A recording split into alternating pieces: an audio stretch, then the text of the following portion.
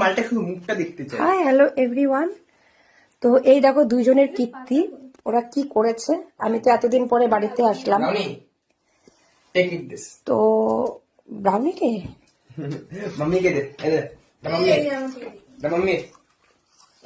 তো মেঘা আর আমার ছেলে দুজনে মিলে হ্যাপি রোজ ডে।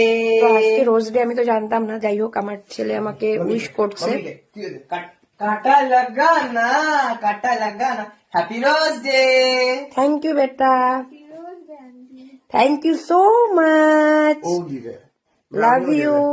ব্রাউনিও দেবে। love you too.